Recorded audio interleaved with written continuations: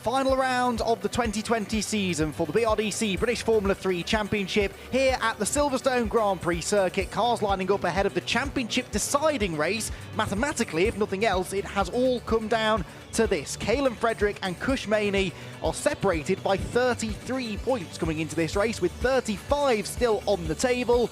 So in theory, either one of the two could still win it, and they line up together on the front row of the grid. Frederick on pole position, Cush Maney alongside him.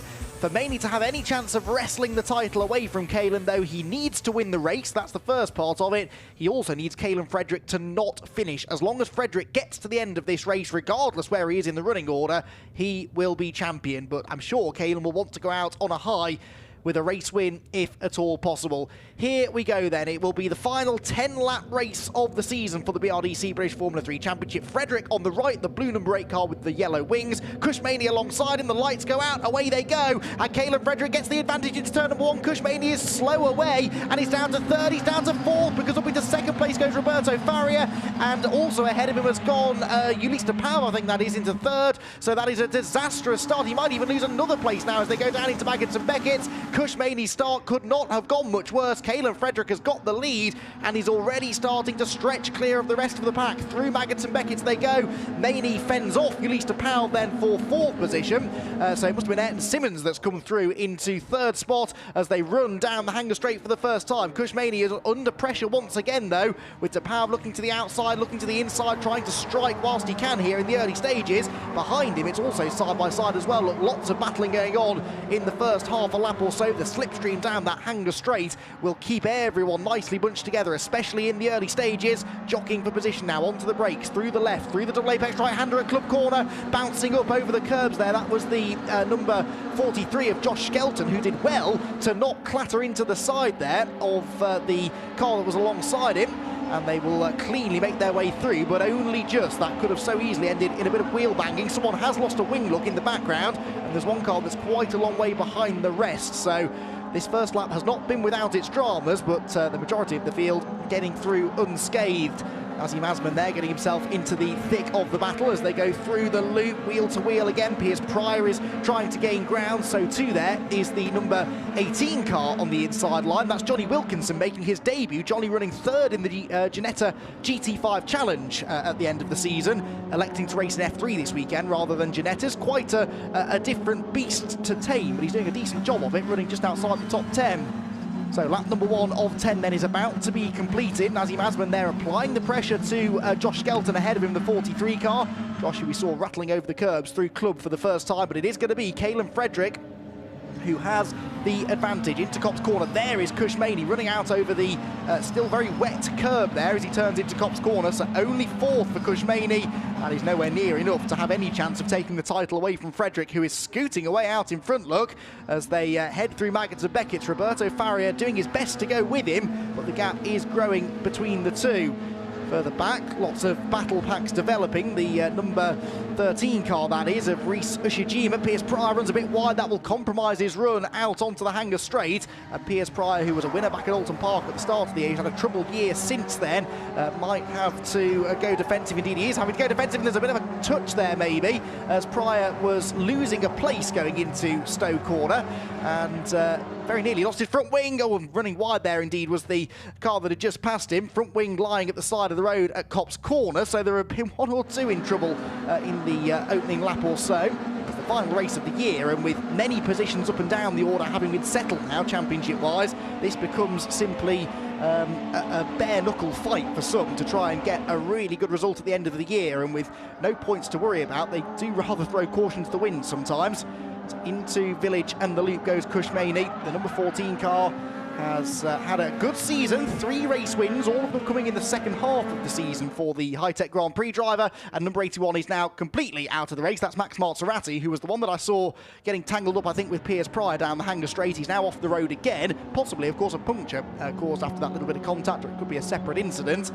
So that's a shame for Max. He's making, I think, his second appearance of the season. He's like third appearance, sorry, of the season. He's raced with us back at Donington earlier in the year, and last time out at Snetterton, as he builds towards a full campaign next year.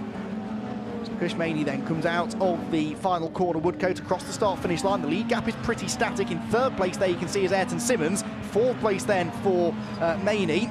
And Ayrton Simmons, although it's a similarly liveried car, that is a JHR Developments car, rather than the high-tech machine of Indian driver Kush Maney, who it looks as though he's not quite going to come out on top in the championship after a slightly trying second race of the weekend earlier on. This is the third of three. And if you weren't with us earlier on, you missed an absolute thriller in race number 2. A reversed grid, a wet, dry circuit as well. Many drivers making the wrong tyre choice. And Kush Maney, one of them, who ended up without scoring any points in that race. Caelan Frederick only scored 9 himself, but that was ultimately enough for him to pull out into a nearly unassailable points lead. Some weaving going on there down the back straight. That's the Carter Williams car, number 5. Piers Pryor, the man trying to apply the pressure to him, but Caelan Frederick is well on his way here, past the Silverstone wing towards Abbey Court. You can see the top 3 are pulling away from the rest of the pack, and Kush Maney in fourth is not really racing away, it must be said, from Sassacorn Chimancol, the 79 car right behind him. Sassacorn, the first of the 2 hill speed cars running in close proximity, and Chimancol, who has yet to have a race win this year, actually, despite having some pretty impressive pace on occasion, looking to try and round his season out with a top 5 finish.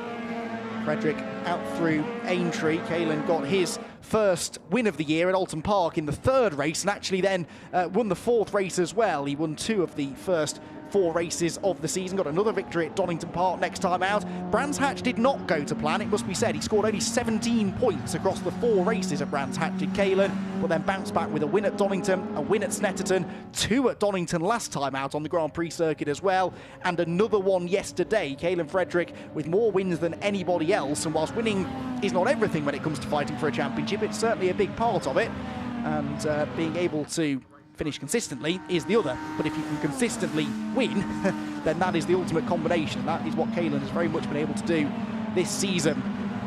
21 heads through, and that is Josh Mason with a slightly different livery on that car, I think, for this final weekend, chasing down his Lannon Racing teammate Piers Pryor. And behind him, is that Benjamin Pedersen? I think it is, the 24. So these 3 are battling outside the top 10, but Piers Pryor, after that little bit of contact early on, I wonder if it's just knocked that front wing a little bit askew. It did look like maybe the angle wasn't quite right on the front left corner. It's minor, but at a circuit at as high speed as this one, then you would imagine that will definitely be having an effect. These high-speed corners, you need that front end to be gripping. These cars are fairly aero-reliant, but the good thing about the Silverstone Grand Prix track is that the straights are long enough that you can use the slipstream to stay with the car in front, and the braking zones are long enough that you can have at least half a go at outbraking people at the end of those straights. It does tend to produce some of the closest racing of the year, and we're definitely seeing that here. But Piers Pryor looking a little off the pace here compared with Josh Mason behind him. Josh Mason, who's had 5 non-finishes this year, which is a shame because, again, he's shown in the past that when he gets good track position from reversed grids and whatnot, he is capable of fighting for podiums. But this year, it's not quite gone to plan. Started his season with an accident at Alton Park, and it's really been all an uphill struggle since then. He is, though, trying to get past Piers Pryor here as they go under the bridge down to Brooklands. Is he going to have a jink to the inside? He's close enough to do it. He goes for it at the inside, but Pryor just rolls off the brakes, then snatches them again as he goes into the second apex at Brooklands. It's a very late apex at that corner, so the line that Pryor was taking was the right one, but it does leave that very inviting gap on the inside for Josh Mason to almost try and go through. These 2 are teammates, though, so I'm sure they'll have that in the back of their mind. Race across the start-finish line once again. Carter Williams is the number 5 car just ahead, former Formula 4 racer. And Carter Williams racing for JHR, making his 3rd appearance of the year as well. We've had a number of drivers that maybe otherwise would have competed in full seasons this year, just sort of dipping in and out as the season's gone on, simply because of budgetary reasons with this very much COVID-affected year. Hopefully we'll see next year return to a little bit more normality. Pryor with a strange line there out of Chapel, trying to break the toe maybe from Mason, who's now feeling the pressure, look, from Benjamin Pedersen, and Pedersen pulls alongside to attack as they go down into Stoke Corner. The outside is possible to make work, but it really is tricky. You've got to hang tough around the outside and then get the inside down into the Vale. Has he done it? He's trying, but no. Josh Mason just had it covered and is then late enough on the brakes into the left-hander that he will keep the 24 car behind. But feisty racing this. Benjamin Pedersen, a second season driver in the championship, racing for Double R, sitting 8th place in the points as well coming into this race, and not that far behind the likes of Josh Skelton and Sasagorn Chimankol. So that little battle for, what's that, 6th, 7th and 8th in the championship was definitely yet to be resolved. Also, Louis Foster and Ulysse de Pauw only 3 points apart, 4th and 3rd place respectively in the championship. So there are still some scores to be settled as we go into the second half of this final race of the year. And whether or not it's for outright championship honours, still significant for the drivers involved. Nice battle here. Nazim Azman has got the number 13 of Rhys Ushijima, the second of the high-tech cars, all over him. Rhys trying to find a gap going into Brooklands, but Nazim Azman able to brake late enough. That is a big stop into Brooklands, but because of that late apex, you can actually carry good speed into the corner. Makes out braking on the way in a little bit tricky.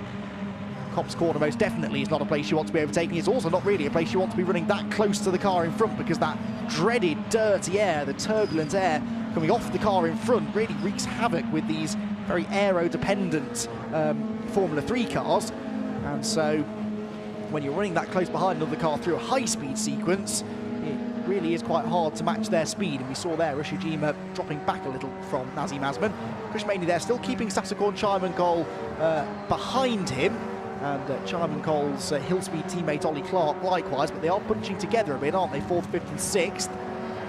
And with Caelan Frederick leading the way, just to reiterate, that would be more than enough for Caelan to become the 2020 champion, and to do it with another race victory, which would just be phenomenal. His 9th win of the year in a season in which we've had just so many different drivers. 8 different winners we had this year, 16 different drivers have been on the podium, and at least 18 drivers have had a top 5 at one point or another, and that was before this weekend. That was before we started to see again a couple of new names up near the front. Roberto Faria, for example, having a really good showing on another one-off entry this weekend. So in such a competitive year, for one driver to have won so many races is fairly unusual, but Caelan Frederick's year has at times been unusual as well, with a couple of interesting results earlier on in the season. Donington Park springing to mind, where he ended in the gravel trap, only to then be reinstated into the end result. So, but yeah, truly dominant performance from him. Nazim Azman, his teammate, though, we all kind of thought at the start of the year might well be his nearest rival, but only 2 race wins for Azman this season. One at Brands Hatch, one at Donington last time out, but Azman was really quick in the early part of the 2020 season. Got himself a brace of podiums from Alton Park. He was looking good at Brands Hatch as well a little while later, when he did get that first victory of the year.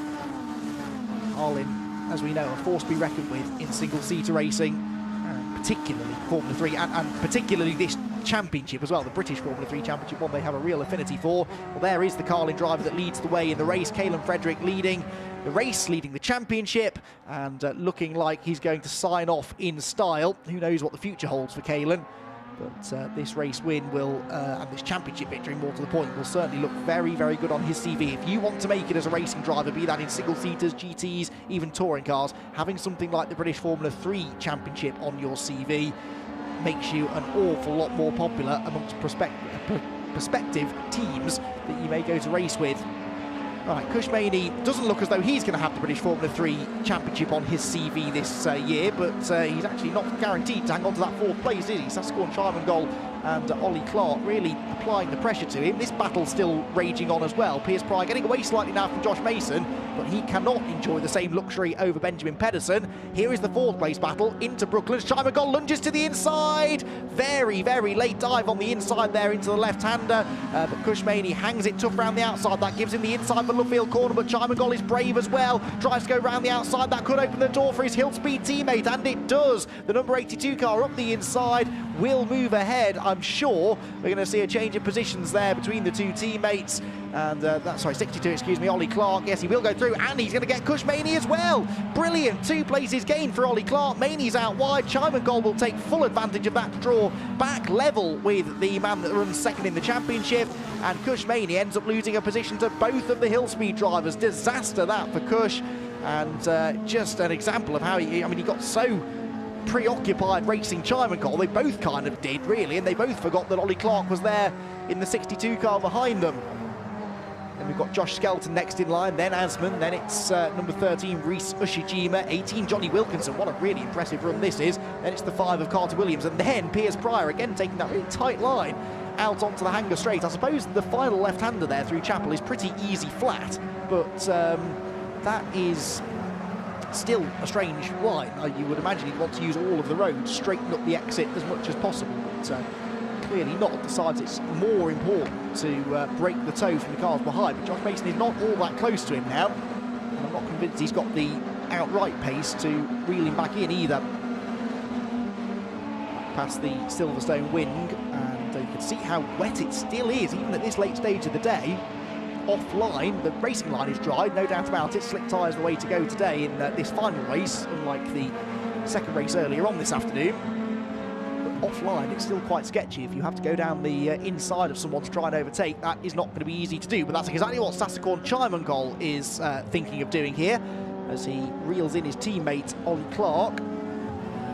Chiemengol, the better placed of the two in the championship, but actually there's only 12 points between them, so in theory, Clark, if he could get a few more places here, could nick a spot or two in the championship. Certainly could get past Benjamin Pedersen, who's having a bit of a disappointing weekend. Pedersen splits the two hill-speed cars in the championship. Chiemengol 7th, Pedersen 8th, Clark 9th. But as you can see, Benjamin Pedersen running a lot further behind them in this race, so Clark will gain at least one spot in the championship. Could gain more than that as well. We'll have to see what the points say at the end. Moving into the final third then of the race, and Calum Frederick with this ever-increasing lead now over the rest of the field behind. Roberto Faria still second place. We are probably on to what could be the penultimate lap. We might just get another 2 in after this. We'll have to wait and see. Josh Mason rattles up over the curb there. Pedersen trying his best to get into the slipstream, and they are possibly being caught now, aren't they, by the next car behind, which is, I think, Louis Foster, who has had a really interesting weekend, not been on the pace that we'd expect from him. Louis Foster arriving here this weekend 4th in the points. As I said, only 3 points behind Ulista Powell, but this race not going his way at all. Down through club again. And has Benjamin Pedersen got anything here for Josh Mason? Last couple of laps of the season, you might be willing to just go for a bit of a dive bomb, go for a bit of a lunge that maybe otherwise you wouldn't have risked. There is Kushmani, number 14 car, then dropped down to 6th position behind Ollie Clark and Sassakorn Chiemengol. You can see the way they've got away from him now. He's almost being caught here, I'd say, by Josh Skelton behind in the Chris Dittman racing car, the red, yellow and black machine. So Maney, for whatever reason in this race, just hasn't really had the ultimate speed. In race number 1, he was 3rd this weekend, so he had a podium in that first race. And obviously, as we said, struggled in the previous race, and they do have these limited sets of tyres to last them the whole weekend, so I wonder if maybe he's been left with a slightly older set for this final 10-lapper. Down towards Maggots and Beckett's. Everyone's spreading themselves out a little bit more now. Closest to the battling is definitely going on toward the back of the top 10. So Kushmani, who had such high hopes ahead of this weekend of taking the fight to Frederick. It was an awful lot closer in the championship before we arrived at Silverstone than it's going to be at the end of the Silverstone weekend, I think. But Caden Frederick has not put a foot wrong. It's almost impossible to win 3 races a weekend in Formula 3 with these reverse grids, but 2 race wins is a mighty fine achievement, and it's something that, as I said, he was able to do at Alton Park earlier in the year, and for the second time now it looks like he's going to do the same thing again, winning races 1 and 3 here. Alton Park weekend, there was not one that looked as though it was going to go his way, really. He was 4th in race 1 at Alton, but then only managed to finish 12th in race 2. But thankfully managed to get himself good grid positions for races 3 and 4. And the checkered flag is now ready and waiting for him. So Calum Frederick takes the race win and wins the championship as well. He is your 2020 BRDC British Formula 3 champion. 2nd place in the race goes to Roberto Faria. 3rd for Ayrton Simmons. 4th will be Ollie Clark ahead of Sassakorn Chiemengol, and Kushmani is going to come home in 6th place ahead of Josh Skelton, Reese Ushijima, Johnny Wilkinson and Carter Williams to round out the top 10. Caelan Frederick gets the fastest lap as well, just to prove his dominance. What a fantastic season it's been for Caelan. And Carlin back on top in British Formula 3. Cushmaney really gave it his best shot. I mean, a couple of 3 race wins earlier on in the season and some really consistent results in the first half of the year as well before he started winning races. Second place will have to do for this year for Cush, but a really good effort nonetheless. Caelan Frederick, though, is your 2020 champion, an 8-time race winner, and I don't think there can be any arguing with that. Well, a brilliant season of racing in the BRDC British Formula 3 Championship with 8 different winners over the course of the year. What does 2021 hold? Well, be sure to join us at the start of next year to find out.